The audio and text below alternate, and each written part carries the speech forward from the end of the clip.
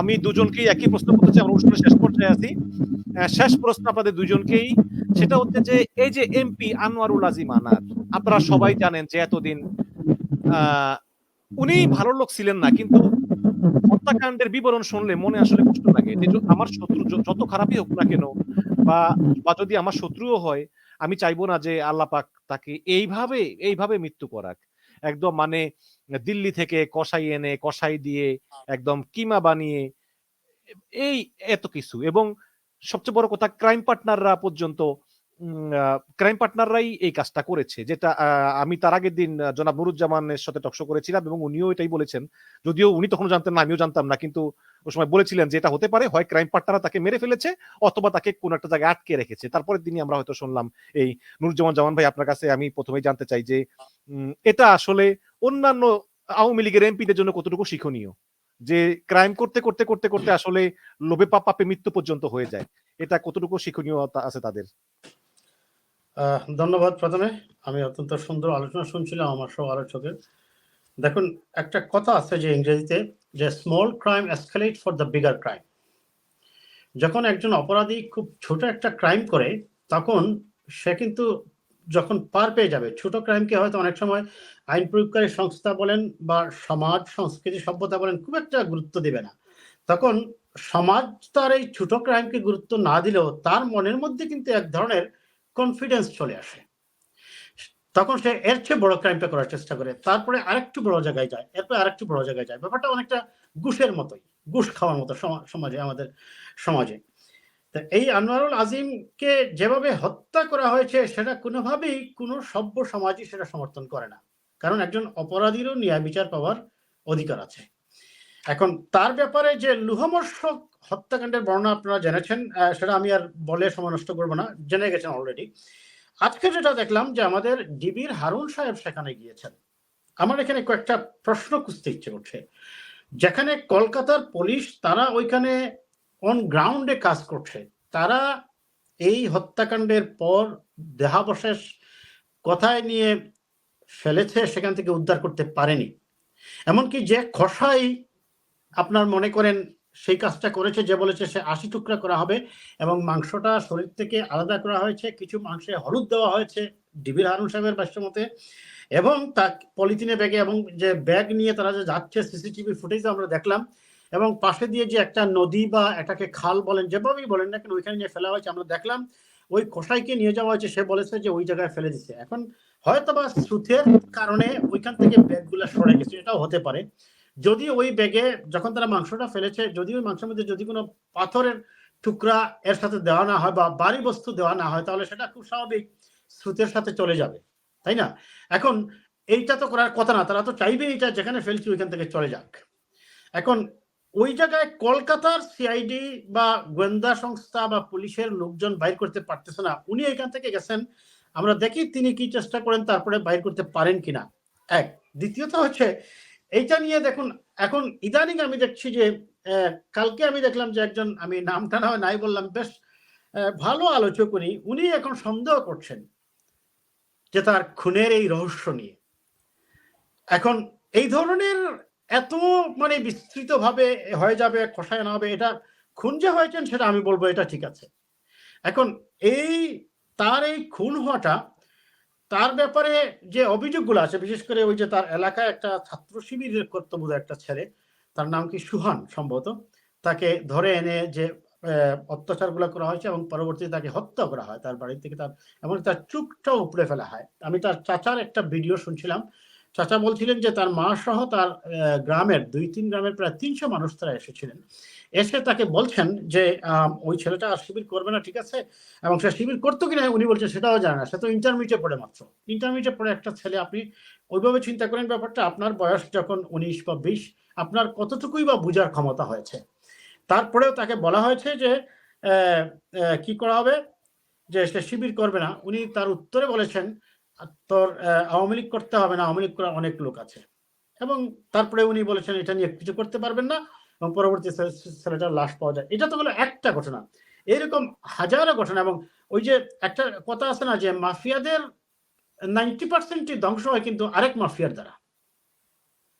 কি বলছেন, মাফিয়াদের মধ্যে যখন নিজেদের মধ্যে আভ্যন্তরীণ কুন্দল হয় তখনই তারা একে অন্যকে খুন করতে সাহস যোগায়। এই কারণেই যে, কারণ সে যেহেতু আপনার সাথে চলেছে, আপনার কোথায় কোথায় দুর্বলতা আছে, কোথায় কোথায় গিয়ে আপনাকে সে ক্যাচ করতে পারবে বা আপনাকে আঘাত করতে পারবে, এটা কিন্তু তার খুব ভালো করেই জানা আছে। আর সেই কারণে তার কাছের মানুষই কিন্তু তাকে খুনটা করেছে। এই যে আখতারুজ্জামান শাহিনের কথা, সে তো তার একসময় পার্টনারই ছিল, ব্যবসায়িক পার্টনারই ছিল। আর সেই কারণেই তার এই হত্যাকাণ্ডটা যাবে। যাই হোক, এই আপনি যেটা আমাকে প্রশ্ন করেছেন যে এইটার থেকে ভবিষ্যতের শিক্ষা কি, ভবিষ্যতের শিক্ষাটা যে আমরা বেনজিরের দিকেই তাকাই, যদি সেটা সত্য হয় এখান থেকে আমরা নিতে পারবো, জেনারেল আজিজের ব্যাপার থেকেও আমরা নিতে পারবো। এবং এইরকম আনার, এই যে বেনজির, আজিজ বা আপনার এমপি আনোয়ারুল ইসলাম, এই তিনজনই যে সমাজে আমরা এখন এদেরকে নিয়ে আলোচনা করতেছি, এই কারণেই যে একজনের অপরাধ বের হয়েছে পত্রিকায়, আরেকজন খেয়েছেন আমেরিকার স্যাংশন, আর আরেকজন খুন হয়েছেন নিজ দলের মাফিয়াদের দ্বারাই। এই কারণে এদের তিনজনকে নিয়ে আমরা আলোচনা করছি। কিন্তু মনে রাখবেন, এই সমাজে হাজারো বেনজির, আজিজ এবং আনোয়ারুল ইসলামরা আছেন। অনেক এমপি আছেন যাদের অপরাধের মানে বোঝাটা, পাহাড়টা আনোয়ারুল ইসলামের চেয়ে আরো বড় আছে। যেমন অনেকেই আছেন সেই যে মনে করেন নারায়ণগঞ্জের ওসমানীয় সাম্রাজ্যের সেই অধিপতিদের কথা, যদি আল্লাহ না করুক, আমরা এইভাবে কারো মৃত্যু চাই না, যদি কিছু হয় তখন হয়তো, এখন তো মানুষ মুখ খুলতেছে না, বয়ে মুখ খুলতেছে না। সেই নোয়াখালীর এমপি ইকরামুলের ব্যাপার, সেই হাজি সেলিমদের ব্যাপার, আরো অনেকেই আছেন, আমি জাস্ট কয়েকটা নাম বললাম। তারপরে ফেনীর নিজাম হাজারি, আগে ছিলেন জয়নাল হাজারি, এখন হয়েছে নিজাম হাজারি। তো যাই হোক, এখন প্রশ্নটা সেটা নয়। আপনি, হ্যাঁ আমি শেষ করছি, প্রশ্নটা আপনি একজন আনোয়ারুল আজিমকে হত্যার বিচারের মাধ্যমে বা বেনজির আজিজকে বিচারের মাধ্যমে করতে পারবে না, যতক্ষণ পর্যন্ত একজন অপরাধী না বুঝবে যে আমি যদি অপরাধ করি আমাকে কোনো না কোনো ভাবে আইনের আওতায় আসতেই হবে। এবং যতদিন পর্যন্ত এই সমাজ এবং রাষ্ট্র পরিচালনা হবে ব্যক্তির শাসনে, রুল অফ পার্সন অথবা rule of political party or rule of misogyny, আপনি সমাজে শান্তি শৃঙ্খলা নিশ্চয় করতে পারবেন না। মনে রাখবেন, রুল অফ পার্সন এবং রুল অফ পলিটিক্যাল পার্টির পরিবর্তে যেটা করতেই হবে, আপনার এই যে সাদা কাগজে কি লেখা আছে, আইন কি বলে, রুল অফ ল, আপনি আবারও বলি শব্দটা গুলা, রুল অফ ল, আইনের শাসন। আইন অনুযায়ী যদি চলে তাহলে অপরাধী চিন্তা করবে আইনে কি আছে, আইনে আছে আমি যদি এটা করি আমাকে এই জন্য আদালতের মুখোমুখি হতে হবে, আইন প্রয়োগকারী সংস্থা আমাকে অ্যারেস্ট করবে। আর এইটা যখন করা সম্ভব হবে, কখন সম্ভব হবে, যখন সমাজে জবাবদিহিতা থাকবে। জবাবদিহিতা নেই বলেই তো আজকে এমপি কি করে থানার ওসিকে গিয়ে ধমক দেয়, থানার ওসি অনেক ক্ষেত্রে এক্ষেত্রে অসহায়, এসপিকে ধমক দেয়, অসহায়। কাজেই আমরা এইটুকুই বলে আমি শেষ করবো, সেটা হচ্ছে যে সমাজে যদি শান্তি শৃঙ্খলা এবং ওভারঅল আইনের শাসন নিশ্চিত করতে হয়, জবাবদিহিতা নিশ্চিত করতে হবে, গণতন্ত্র নিশ্চিত করতে হবে, অ্যাকাউন্টেবল পার্লামেন্ট নিশ্চিত করতে হবে। আর অ্যাকাউন্টেবল পার্লামেন্ট নিশ্চিত করার একটাই পথ, একটি free, fair and credible, acceptable parliament election. সেটা হতে হবে কেয়ারটেকারের মাধ্যমে, এবং এর অন্যথায় দলীয় কোন সরকারের অধীনে বাংলাদেশে নির্বাচন নিরপেক্ষ সম্ভব নয়। হোক সে আওয়ামী লীগ, হোক সে বিএনপি, জাতীয় পার্টি, কোন দলীয় সরকারের অধীনে বাংলাদেশে নির্বাচন নিরপেক্ষ সম্ভব নয় তত্ত্বাবধায়ক সরকার ছাড়া। অনেক অনেক ধন্যবাদ। এবং আমি মনে করি একটাই মাত্র সমাধান, তত্ত্বাবধায়ক সরকার, এর বাইরে কোনো বিকল্প নাই। ডক্টর এয়ার খান, আমরা কয়দিন পর পরই দেখি আওয়ামী লীগের মন্ত্রী এমপিরা ভারতে চিকিৎসার জন্য যান, আবার ওমরায় যান, থাইল্যান্ডে চিকিৎসার জন্য যান, ব্যাংককে যান। আসলে কি এরা চিকিৎসার জন্য যান নাকি শিলাস্ত্রীদের মতো কম বয়সী মেয়েদেরকে নিয়ে যান? মানে ঘটনাটা কি? আমরা দেখলাম যে আনোয়ারুল আজিম সাহেব চিকিৎসার জন্য গেলেন, সেখানে ঢাকার কোন এক মেয়ে শিলাস্ত্রী, সেখানে তার রুমে পাওয়া গেল। সব মিলিয়ে আসলে আপনি ব্যাপারটা কি ব্যাখ্যা করবেন যে এই এমপি আনারের মৃত্যু থেকে আমরা কি শিখতে পারি? ভাই সুন্দর একটি কথা বলেছেন, আসলে যে ওনারা কেন যান, এত এত নেতাকর্মী বিদেশে যাচ্ছেন, তাহলে ওনারা আসলে কি বা শিখে আসেন, কিংবা তার কতটুকুই বা আমাদের জীবনে আসলে ইমপ্লিমেন্টেড হয়। ওই যে নিউটনের একটা, আইজাক নিউটনের একটা থার্ড ল আছে না, যে every action in nature equal and opposite reaction. এখন হচ্ছে কি, আসলে ওই যে ঢিলটি মারলে পাটখিলটি খেতে হয়, কিংবা যেমন কর্ম তেমন ফল। আমি মনে করি ফার্স্ট অফ অল যে আনোয়ারুল আজিমের আনারের মৃত্যু কিংবা হত্যাকাণ্ডটি বাংলাদেশের 300 এমপির জন্য শুধু নয়, বাংলাদেশের 495টি উপজেলা চেয়ারম্যান এবং সকল, বিশেষ করে যারা যারা বর্তমান সরকারি দলের যে সমস্ত নেতাকর্মী আছেন, তাদের জন্য একটা মেসেজ আসলে, যে এই যে আপনার নেতাকর্মীদের প্রতি আপনি যে অবিচার করেছেন, অন্যায় করেছেন, তাদেরকে বাড়ি ছাড়া করেছেন, ঘর ছাড়া করেছেন, মাঠ ছাড়া করেছেন, সন্তান ছাড়া করেছেন, পরিবার ছাড়া করেছেন, এই যে ক্ষোভ, আপনি দেখেন কি পরিমাণ ক্ষোভ, যে মানুষ তো নর্মালি কিন্তু গুলি করে মেরে ফেলা যায়, কিংবা নর্মালি আপনি দেখেন হত্যা করে, আপনি দেখেন যে তার হলুদ দিয়ে হাড্ডি থেকে মাংস পর্যন্ত আলাদা করে ফেলা হয়েছে। আপনি একবার ভেবে দেখেন মিশন ভাই, যে তাদের দলীয় প্রধান শেখ হাসিনা এখনো রাষ্ট্রীয় ক্ষমতায়, তারা জানে কাজটি বাংলাদেশে করতে পারবে না, তারা একটি মেয়ের মাধ্যমে, লোভ লালসার মাধ্যমে, তাকে, যেহেতু সে নারীর প্রতি তার একটা আসক্ততা ছিল, তাকে নিয়ে আপনার কলকাতায় গিয়ে তাকে লোভ দেখিয়ে যে ঠিক আছে তুমি, তোমার জন্য খাদ্যদ্রব্যের ব্যবস্থা করছি আমি, তুমি আসো, নিয়ে গিয়ে আপনি দেখেন তাকে কিভাবে হত্যা করা হয়েছে। একবার ভেবে দেখুন যে প্রাইম মিনিস্টার ক্ষমতায় নেই, তখন কি হবে। এই জন্য আমি শুধু এটুকু বলতে চাই যে বাংলাদেশের প্রত্যেকটা নেতাকর্মীকে বলতে চাই, আপনারা যারা মিথ্যা মামলা দিয়েছেন, যেভাবেই হোক না কেন, আপনার ক্ষমতায় টিকে থাকার জন্য, ক্ষমতাকে দীর্ঘস্থায়ী করার জন্য, কিংবা রাষ্ট্রীয় ক্ষমতায় থাকার জন্য, কিংবা শপথে বহাল থাকার জন্য, এখান থেকে শিক্ষা নিন, এবং যদি কোনো কারণে কারোর প্রতি অন্যায় করে থাকেন, অবিচার করে থাকেন, এখনো সময় আছে মিথ্যা মামলাগুলো প্রত্যাহার করার। কারণ একটা সময় হবে কি মিশন ভাই, এমন পর্যায়ে চলে যাবে যে আপনি তখন দেখুন, আপনি আপনি তো জনে জনে তো আপনি সিকিউরিটি দিতে পারবেন না। কয়টা মানুষ বাংলাদেশে গানম্যান নিয়ে চলতে পারে আপনি আমাকে বলেন। সেও তো সংসদ সদস্য ছিল, সে কি জানতো যে তাকে এইভাবে পরিকল্পিতভাবে নিয়ে হত্যা করা হবে? তার মানে কি পরিমাণ ক্ষোভ আপনি চিন্তা করে দেখেন। শুধু এটা কিন্তু আনোয়ারুল আজিমের ক্ষেত্রেই না, বাংলাদেশের প্রত্যেকটা মানুষের ক্ষেত্রে যারা যারা এই মিথ্যা মামলা হামলাগুলো করেছেন, যাদেরকে বাড়ি ছাড়া করেছেন, যারা আজকে প্রায় ধরুন আজকে 4 বছর ধরে সন্তানের মুখ দেখতে পাচ্ছে না, পালিয়ে বেড়াচ্ছে, আপনি বিভিন্ন ধান খেতে ঘুমাচ্ছেন, কিংবা দূরে দূরে কোথাও আছেন, ফোনে হয়তো কথা বলছেন।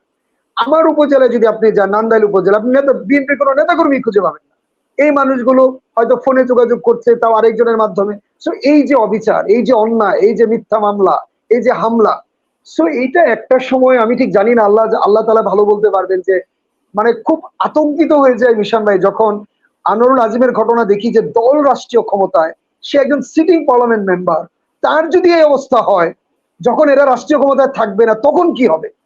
তো আমি কখনোই, আপনি যেটি বলছেন আমিও সেটাই চাই, আল্লাহ তাআলা হচ্ছে রিজিক দাতা, উনি হচ্ছেন, আর কবে মৃত্যু হবে উনার হাতে, বাট কোনো মানুষের জন্য এইভাবে নৃশংস মৃত্যু না হয়। তবে এটাও তো ঠিক যে আল্লাহ তাআলা আমাকে সৃষ্টির শ্রেষ্ঠ জীব করে পাঠিয়েছেন, আশরাফুল মাকলুকাত করে পাঠিয়েছেন, ভালো মন্দ বুঝার দিয়েছেন, আমি 6টা আমাকে ইন্দ্রিয় দিয়ে পাঠিয়েছেন, চোখ, নাক, মুখ, ত্বক, আমি কোনটা ভালো, কোনটা মন্দ, কোনটা লবণ, কোনটা চিনি, আমি জিহ্বায় দিয়ে বুঝতে পারি। আমি চোখ বেঁধে দিলেও আমি বলতে পারি যে এটা হচ্ছে লবণ, এটা হচ্ছে চিনি। সো এই যে অন্যায়গুলো করেছি, আমার মনে হয় যে একটা মেসেজ যাওয়া দরকার মিশন ভাই, যে এই যে 40 লক্ষ মিথ্যা মামলা, এই যে 1,18,000 আসামি, আমার মনে হয় আজকের পর থেকে প্রত্যেকটা নেতার উচিত যে যদি কেউ মিথ্যা মামলা করেও থাকে, সেই থানায় গিয়ে মামলাগুলো প্রত্যাহার করা। ভাই ভুল করেছিলাম, মাফ করে দেন, কিংবা বাড়িতে গিয়ে তার স্ত্রীর কাছে, সন্তানের কাছে হাতে পায়ে ধরে বলা যে ভাই কিংবা বাবা, তোমার বাবার প্রতি অবিচার করেছি, আমি মামলাগুলো প্রত্যাহার করতে চাই, তোমার বাবাকে ফিরে আসতে বলো, সমস্ত মামলা আমি প্রত্যাহার করে নিলাম আজকে থেকে, আমার যা হয় হবে, বাট আমি কোনো মিথ্যা মামলা রাখবো না। একমাত্র পথ মিশন ভাই এটা। এছাড়া আমার মনে হয় আসলে যে কি পরিস্থিতি হবে আল্লাহ মাহবুব জানে। আমি আবারও বলি, আমি আবার রিপিট করছি, দল ক্ষমতায়, দল রাষ্ট্রীয় ক্ষমতায়, তারা প্রধানমন্ত্রী, তারা এমপি, তাদের যদি এই অবস্থা হয়, যখন তারা রাষ্ট্রীয় ক্ষমতায় থাকবে না, যখন ক্ষমতার পালাবদল হবে, তখন কি হবে? এই যে আপনি 15টা বছর, 19টা বছর ধরে বাড়ি ছাড়া করেছেন, জেলে পড়েছেন, অত্যাচার করেছেন, এটা আপনি কিভাবে ম্যানেজ করবেন আসলে আমি ঠিক জানি না। তো আমার তো মনে হয় আরো ভয়ঙ্কর আপনার ক্ষোভে, কিংবা আপনার ফুসে আছে আরো কিছু লোকজন, যারা হয়তো ঠিক এরকমই আনোয়ারুল আজিমের মতো হয়তো অপেক্ষায় আছে যে কখন তাকে ভাগে পাবো, কিংবা কবে একদিন সূর্য উদয় হবে, সেই দিন আমি তাকে বুঝাবো কত ধানে কত চাল, কিংবা কত গমে কত আটা। আপনি কয়টাকে ফিরাবেন এইভাবে বলেন আমাকে? আপনি 40 লক্ষ মানুষের বিরুদ্ধে মিথ্যা মামলা দিয়েছেন, বেনিডি ব্যাগ চুরির মামলা দিয়েছেন, মোবাইল চুরির মামলা দিয়েছেন। আপনার কি মনে হয় মিশন ভাই, আমাদের মতো আমরা যারা রাজনীতি করি, আমরা একটা মোবাইল চুরি করব? আপনার কি মনে হয় যে আমরা একটা বেনিডি ব্যাগ চুরি করবো? তো এই যে আপনি বিভিন্ন ভাবে, আমি একজন লয়ারকে বলেছিলাম ভাই আপনি অনলাইনে আমাকে 50টা মামলার কথা বলেন। আমার পাশের বাসায় যে ছেলেটা যুবলীগ করে, যুবদল করে, টুটুল, ছোটবেলায় একসঙ্গে বড় হয়েছে আমার ছোট ভাই, 35টি মামলা। আমাকে কোর্টে দেখে বুকে জড়িয়ে ধরে হাউমাউ করে কাঁদলো, আমাকে বলে তুই তো বড় ভাই, তুই তো দেখছিস আমাদেরকে, তোর কি মনে হয় যে আমি এই 35টি মামলার আসামি? তুই একটু বল। আমি তো আসলে মামলার কিছুই না, আমি সাক্ষীও না, আমি কি বলবো? আমিও শুধু চোখের পানিটা মুছে বললাম দেখতে বললাম আমার কি করা আছে। সে হাউমাউ করে কাছে বলে আমাকে বলতেছে তুই তো ছোটবেলা থেকে আমাকে দেখছিস, তুই বল আমার 35টা মামলা আমার বিরুদ্ধে, তুই বল আমি আমার দ্বারা কি সম্ভব, আমি এই কাজগুলো করেছি? তো এখন দিয়েছে তো কেউ না কেউ মামলাগুলো মিশন ভাই। তো আপনি তো মিশন ভাই এখন মনে করেন আনোয়ার আজিমটা ধোয়া তুলসী পাতা নয়। আজকে তাকে কেন এইভাবে নিঃসঙ্গভাবে হত্যা করা হবে? চোরাকাবারি করেছে, সোনা চারা পাচার করেছে। আজকে দেখুন, আজকে আমাদের সাবেক এক মন্ত্রী দিলীপ বড় বলেছে সংসদের ৮০% সংসদ সদস্য চোরাকারবারির সঙ্গে সম্পৃক্ত। থলের বিড়াল বের হয়ে যেতে শুরু করেছে, যার ফল দেখছেন আজকে বেনজিরের সবকিছু ক্রোক করা হচ্ছে, সম্পত্তি বাজেয়াপ্ত করা হচ্ছে, অ্যাকাউন্ট ফ্রিজ করা হচ্ছে, হয়তো জেলেও যাবে কিছুদিন পরে। আজকে আজিজকে নিষেধাজ্ঞা দেওয়া হয়েছে, আনোয়ার আজিমকে নৃশংসভাবে হত্যা করা হচ্ছে। এগুলো মাত্র শুরুয়াত, মাত্র শুরু হচ্ছে মিশন ভাই। ভয়ঙ্কর পরিস্থিতি অপেক্ষা করছে। এই জন্যই বলি যে এখনো সময় আছে একটি অবাধ, নিরপেক্ষ, সুস্থ, গ্রহণযোগ্য, অংশগ্রহণমূলক একটি নির্বাচন পারে এরকম নৃশংস হত্যাকাণ্ড ঠেকাতে। এবং আমি আবারও বলছি আপনার মাধ্যমে বাংলাদেশের সমস্ত নেতাকর্মীকে, যদি কোনো কারণে মনে করেন যে আপনি অন্যায় করেছেন, অবিচার করেছেন, মিথ্যা মামলা দিয়েছেন, হামলা দিয়েছেন, বাড়িঘর ভাঙচুর করেছেন, এখনো সময় আছে। পরিবারের সন্তানটির পায়ে ধরে হলেও মাপ চেয়ে মামলাগুলো প্রত্যাহার করুন। অন্তত পক্ষে বেঁচে যাবেন, নৃশংসভাবে হত্যাকাণ্ডের শিকার হতে হবে না। অন্তত পক্ষে আপনি বেঁচে থাকবেন পরিবার পরিজন নিয়ে। না হলে এরকম আপনি কয়জনকে ফিরাবেন মিশন? আপনাকে বলেন কয়জনকে ফিরাবেন? একজন সিটিং এমপির যদি অবস্থা হয়, তা বাকিদের অবস্থা কি হবে আপনি আমাকে বলেন। প্রয়োজনে তারা দেখেন, তারা বাংলাদেশকে সেফ না মনে করে কলকাতা বেছে নিয়েছে, থাইল্যান্ড বেছে নিবে, মালয়েশিয়া বেছে নিবে। আর যখন রাষ্ট্রীয় ক্ষমতায় থাকবে না তখন কি পরিস্থিতি হবে? তো এইটা আমার মনে হয় মিশন ভাই বড় ধরনের একটা মিশন। আমি আপনার এখানে না, আমি কিন্তু আমার মহল্লাতেও কয়েকজনকে বলছি। জানেন মিশন ভাই, কষ্টে বুকটা ফেটে যায় যখন দেখি বাংলায় আমি দেখি যে ছেলেরা মনে করেন দূর থেকে পালায় আসে এখানে সবজি বিক্রি করে। আমি কিন্তু জানি ওরা কারা, কারণ আমি এদের আগে কখনো মহল্লায় দেখি নাই। আমি তাদের কুণ্ডলি বের করছি, কোথেকে আসছে, কোন এলাকা থেকে, আমি কিন্তু জানি ওরা কারা। অথচ দেখেন এই ছেলেগুলা সবজি বিক্রি করে খাচ্ছে, বিভিন্ন ভাবে পালিয়ে আছে। এই যে আপনি অবিচার করেছেন, অন্যায় করেছেন, আমার মনে হয় মিশন ভাই এটা একটা বড় দাস্তাক, বিশাল বড় একটা দাস্তাক প্রত্যেকটা নেতা কর্মীর জন্য, যে please please please rectify yourself. এখনো সময় আছে। আল্লাহ তাআলা একটা দাস্তাক দিয়েছে একজনকে শিক্ষা দিয়ে, এখনো তোমাদের সময় আছে। তোমরা কালকে থেকেই যাও, গিয়ে প্রত্যেকটা মামলা প্রত্যাহার করো যদি তুমি মিথ্যা মামলা করে থাকো। একটা হচ্ছে যে হ্যাঁ ঠিক আছে আমি অন্যায় করেছি, আপনি মামলা দিয়েছেন, আপত্তি নাই। বাট যদি মিথ্যা মামলা দিয়ে থাকো, যদি অন্যায় করে থাকো, অবিচার করে থাকো, যদি একটা মামলা, একটা তথ্য যদি ভুল দিয়ে থাকে, আমার মনে হয় যে মিশন ভাই তাদের উচিত, প্রত্যেকের উচিত আগামীকালকে সকালে গিয়ে যে মামলাগুলো প্রত্যাহার করার, মাপ চাওয়া পরিবারের কাছে, তার বাবা মার কাছে, তার বৃদ্ধ বাবা মা, তার স্ত্রী, তার সন্তানের কাছে, যে বাবা আমি ভুল করেছি, অন্যায় করেছি, আমাকে ক্ষমা করে দাও, সমস্ত মামলাগুলো আমি প্রত্যাহার করে নিচ্ছি। বাট আমরা মিলেমিশে থাকতে চাই, যা হয়েছে অন্যায় হয়েছে। আর রাষ্ট্রকে আমি বলবো আসলে এখান থেকে পরিত্রাণের একটাই উপায় মিশন ভাই, সেটি হচ্ছে অবাধ, সুষ্ঠু, নিরপেক্ষ, গ্রহণযোগ্য একটি নির্বাচন ছাড়া, গণতন্ত্র পুনঃপ্রতিষ্ঠিত করা ছাড়া, এই মানবাধিকার যেভাবে লঙ্ঘিত হচ্ছে, যেভাবে আপনি যেভাবে ভোটের অধিকার হরণ করেছেন, এভাবে যদি চলতে থাকে মিশন ভাই বাংলাদেশে সিভিল ওয়ারের দিকে চলে যাবে। কিন্তু আপনি ফিরাতে পারবেন না, আপনি কয়জনকে ফিরাবেন? একবার যদি এভাবে ঘর থেকে বের হয়ে আসে, একবার যদি এভাবে মনে করেন অস্ত্র হাতে তুলে নেয়, কিংবা এইভাবে যদি প্রতিশোধ নেওয়া শুরু করে, রিভেঞ্জ যদি নেওয়া শুরু করে, কিংবা নিউটনের তৃতীয় সূত্রের মতো যদি অপোজিট রিঅ্যাকশনে যদি চলে যায় সবাই, আপনি কয়জনকে ফিরাবেন? আপনি আমাকে বলেন কয়জনকে ফিরাবেন? একটা উপজেলায় 5 লক্ষ লোক বসবাস করে, পুলিশ হচ্ছে মাত্র 50 জন, ওয়ানলি 50 জন।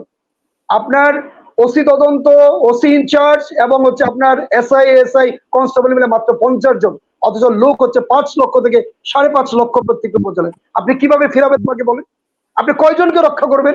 উপজেলা চেয়ারম্যানকে, এমপি কে, উপজেলা ভাইস চেয়ারম্যানকে, ইউনিয়ন, আপনি কাকে ফিরাবেন? এখান থেকে পরিত্রাণের দুটো উপায়, একটি হচ্ছে নেতা কর্মীদেরকে রেকটিফাই হওয়া, মাপ চাওয়া আল্লাহর কাছে, এবং পরিবার পরিজনের কাছে মাপ চেয়ে যত তাড়াতাড়ি সম্ভব, যত দ্রুত সম্ভব, যতগুলো মামলা করেছে মামলাগুলো প্রত্যাহার করে নেওয়া। আর সরকারকে বলবো যে অবশ্যই যত দ্রুত সম্ভব একটি অবাধ, সুষ্ঠু, নিরপেক্ষ, গ্রহণযোগ্য এবং অংশগ্রহণমূলক একটি নির্বাচনের ব্যবস্থা করার পাশাপাশি প্রত্যেকটা রাজনৈতিক দলের নেতা কর্মীদেরকে মুক্তি দেওয়া এবং তাদেরকে রাজনৈতিক কর্মকাণ্ড করার, তাদেরকে যে গণতান্ত্রিক অধিকার সেটি ফিরিয়ে দেওয়া, এই হচ্ছে একমাত্র উপায়। আদারওয়াইজ আপনি যদি বুঝছেন এর চেয়েও ভয়াবহ পরিস্থিতি কিন্তু হতে পারে মিশন ভাই, কারণ এটি একটি দস্তক ছিল। আমি মনে করি এখান থেকে প্রত্যেকটা মানুষের শিক্ষা নেওয়া উচিত। আপনাকে অসংখ্য ধন্যবাদ, সুন্দর একটি অনুষ্ঠান আয়োজন করার জন্য, আমাকে সুযোগ করে দেওয়ার জন্য অসংখ্য ধন্যবাদ। জি, আপনাকেও ধন্যবাদ। এবং নুরুজ্জামান জামান ভাই, আপনি কিছু বলতে চান কিনা? আপনি জানি কি বলতে চেয়েছিলেন? যদিও আমি একটু বলি যে ওবায়দুল কাদের কিন্তু, শুধু ওবায়দুল কাদেরই না, আওয়ামী লীগের অনেক নেতাই বলেছেন যে দল ক্ষমতা থেকে চলে গেলে কিন্তু এক রাতে 1 লক্ষ লোক মারা যাবে। এটা কিন্তু তারা বলেছেন। তারা কিন্তু জানে প্রফেসর খান, আপনি যেটা বলেছেন। জি, আমি সেই কথাটাই আসলে বলতে চাচ্ছিলাম। এই যে এআর খান সাহেব যেটা বলেছেন, অত্যন্ত সুন্দরভাবে বলেছেন ভাই, যে আপনার দল ক্ষমতায়, শেখ হাসিনা ওয়াজেদ এখনো ক্ষমতায় আছেন, এখনো প্রধানমন্ত্রী, আপনি দেশ এখনো চালাচ্ছেন।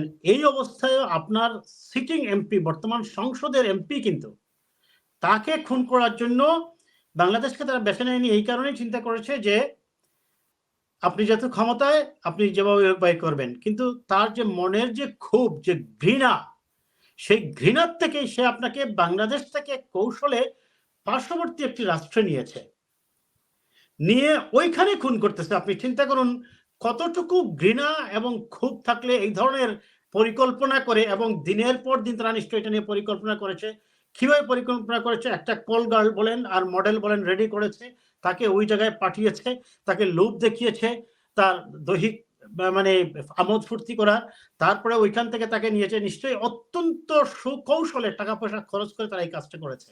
উনি ভুলেও টের পায়নি।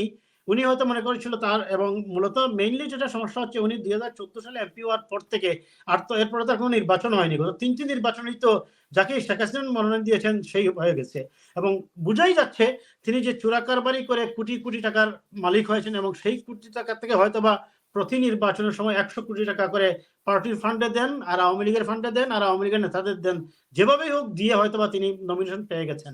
তখন তারা চিন্তা করেছে যে দেশে তাকে হাত দিলে আমাদেরকে কোনো বিপদে পড়তে হবে, কৌশলে বেছে নিয়েছে আরেকটি দেশকে। কতটুকু ক্ষোভ এবং মনের প্রতিশোধ স্পৃহা জাগলে এই কাজটি করতে পারে? আরেক দেশে নিয়ে খুন করতেছে, তাও একজন এমপিকে।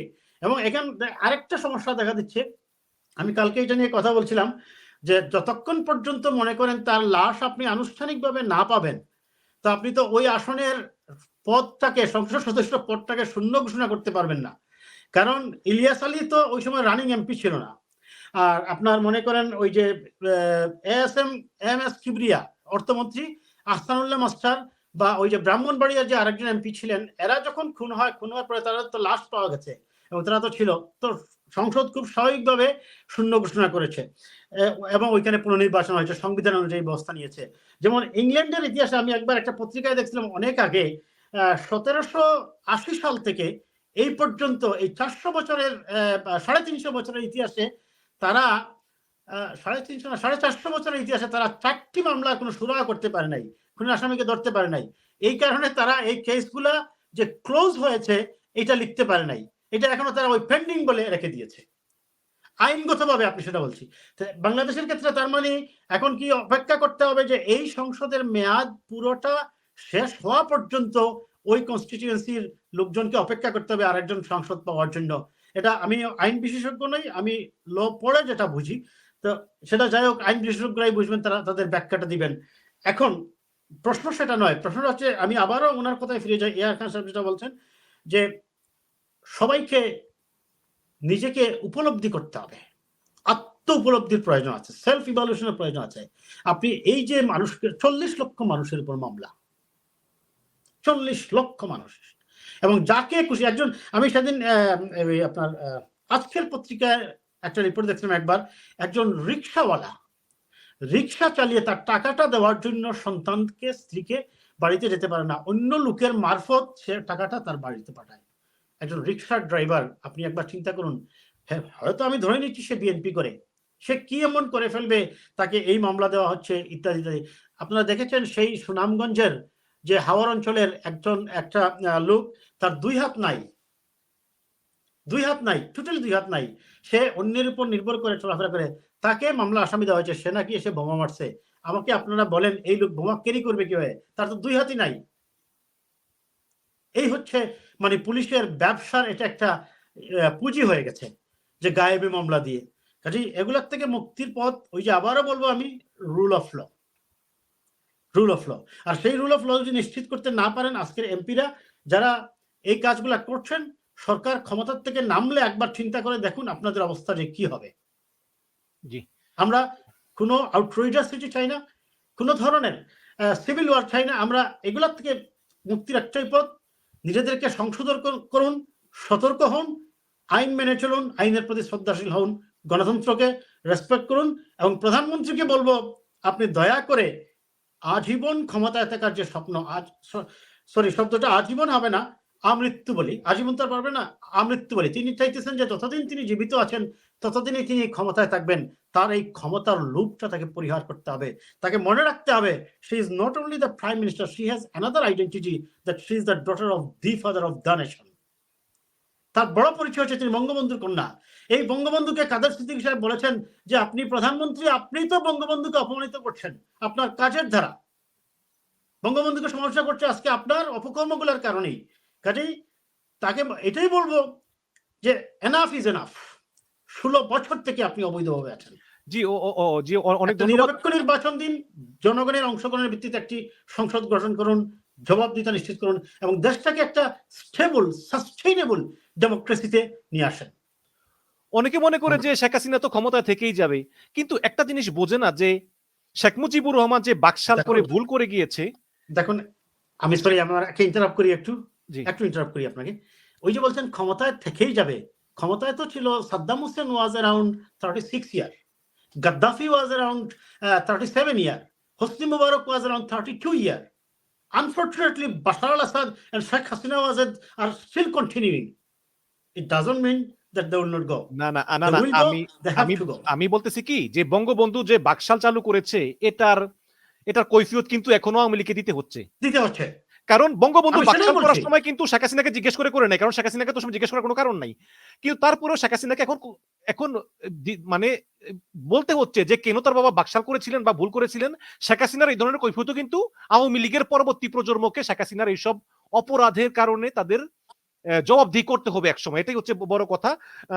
ডক্টর এয়ার খান, আপনি একটু একটা কথা বলে শেষ করে দেই, এই যে আপনি বলছেন যে আওয়ামী লীগের পরবর্তী প্রজন্মকে, আমি মনে করি যে আওয়ামী লীগের নেতাকর্মীদের তাদের নিজেদের বোঝা উচিত, শেখ হাসিনা তার যে বয়স, তিনি স্বাভাবিক নিয়মেই হয়তো, আমরা প্রার্থনা করি তিনি দীর্ঘজীবী হন, স্বাভাবিক নিয়মেই হয়তো তার যে কোনো মুহূর্তে জীবনাবসান হবে। তার জীবনাবসানের পরে নতুন প্রজন্মের কাছে যে আওয়ামী লীগের নেতাকর্মীরা রাজনীতি, তাদের আওয়ামী লীগের দর্শন নিয়ে যখন যাবেন, তাদেরকে অনেক প্রশ্নবাণে জড়িত হতে হবে, তাদেরকে অনেক কঠিন প্রশ্নের মুখোমুখি হতে হবে, মানুষের ঘৃণার মুখে পড়তে হবে। কি কারণে? এই অপকর্মগুলোর কারণে। কাজেই তাদের উচিত হবে প্রধানমন্ত্রীকে এই নো রিটার্ন পজিশন থেকে ফিরিয়ে আনা। নো রিটার্ন পজিশনে তিনি নিয়েছেন, তিনি তত্ত্বাবধায়ক সরকারের বিধানটা বাতিল করেছেন। আদালত দিয়েছিল কিন্তু তার রায়ে যে আরো 2 টার্ম রাখা যেতে পারে। যাই হোক, আমি কথা লম্বা করবো না। ধন্যবাদ আপনাকে এবং আমাকে আমন্ত্রণ জানানোর জন্য। প্রফেসর খান, আপনি কিছু বলতে চান কিনা খুব অল্প সময়ের ভিতরে? আজকের আলোচনার যে বিষয়বস্তু, আমার মনে হয় যে এটি তো আসলে সত্যিকার অর্থেই মানে বর্তমান সরকারে যারা আছেন তাদের জন্য বড় একটা, আমি মনে করি যে বড় একটা মেসেজ। আপনি লক্ষ্য করে দেখুন যে কি পরিমাণ বিপদে তারা আছে। আসলে একদিকে হচ্ছে নিষেধাজ্ঞা, একদিকে হচ্ছে আপনার দুটো বাহিনীর প্রধান, তারা আসলে বিভিন্ন ভাবে দুর্নীতির সঙ্গে জড়িয়েছেন। একজন সেনাপ্রধান মিথ্যা তথ্য দিয়ে নাম পরিবর্তন করে, মায়ের নাম বাবার নাম পরিবর্তন করে তারা মিথ্যা তথ্যপত্র দিয়ে পাসপোর্ট করেছেন। এই যে অন্যায়, এই যে অবিচার, আরেকজন দুর্নীতি করেছেন, আবার এদিকে তাদের একজন সংসদ সদস্যকে নৃশংসভাবে হত্যা করা, যে সবকিছু মিলে কিন্তু একটা বড় একটা মেসেজ কিন্তু আসলে যে বর্তমান শাসক দলে যারা আছেন তাদের প্রতি।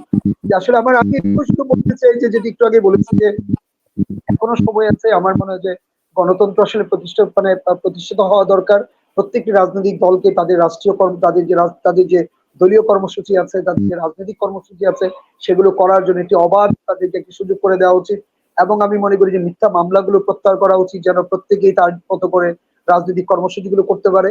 এবং আরেকটি হচ্ছে যে আসলে গণতন্ত্রের কোনো বিকল্প নেই। গত 19 বছরে যেটি হয়েছে যে একটানা বর্তমান সরকারের 15 বছর রাষ্ট্রীয় ক্ষমতায় থেকে যেটি হয়েছে যে গণতন্ত্রকে তারা হত্যা করেছে। বাংলাদেশের যে একটি রাষ্ট্রের 4টি যে স্তম্ভ, বিচার বিভাগ, আইন বিভাগ, নির্বাহী বিভাগ কিংবা আপনার গণমাধ্যম, সবগুলো আপনার এইদেরকে হত্যা করা হয়েছে, বাংলাদেশের রাষ্ট্রযন্ত্রকে হত্যা করা হয়েছে।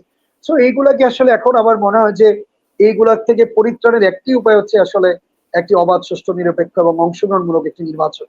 এর মাধ্যমে কিন্তু আসলে এখান থেকে পরিত্রাণ করা সম্ভব। আদারওয়াইজ আমার মনে হয় যে যতদিন যাবে, কারণ আপনি তো জানেন মিশন ভাই একটি কথা, যে সূর্যের উত্তাপ দুপুরে আর আপনার বিকেলে কিন্তু একরকম থাকে না।